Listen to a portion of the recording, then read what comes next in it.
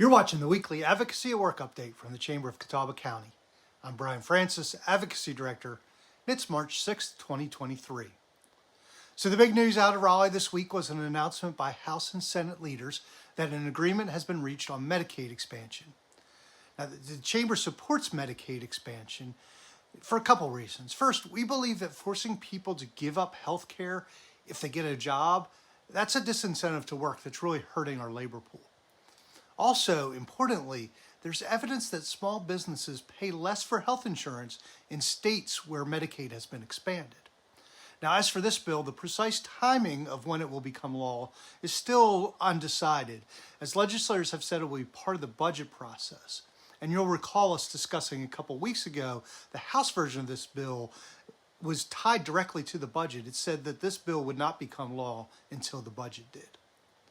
In other news, Senate 193 was introduced. It's called Career Development Plans, and it would require all middle and high school students to create career development plans with the assistance of their school district.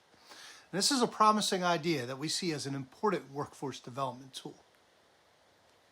A bill introduced this week that many small businesses may find more concerning is House 183, which would require sole proprietors to carry workers' compensation insurance.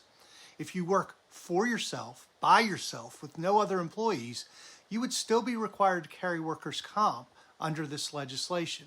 And that's a change from the current law that allows you to make that decision on whether or not to buy insurance yourself. Another bill of interest, House 66, would change the elections for the school boards in the Catawba County area to make them partisan races moving forward. The bill passed the local government committee and was originally scheduled to be heard by the full House on Wednesday before being returned to the House Rules Committee for further consideration. While the Chamber doesn't have a position on this bill, we'll be keeping you informed of what happens with it. One of the Chamber's legislative priorities that we are focusing on deals with higher education tuition. House Bill 217 filed this week would create a pilot program in 5 counties where every child born between July 1st of last year and June 30th of this year would have a 529 college savings plan open for them with an initial contribution from the state of $100.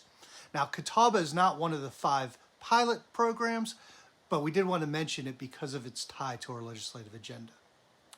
I'll be back with more updates next week, but until then, I'm Brian Francis, and this has been Advocacy at Work from the Chamber of Catawba County.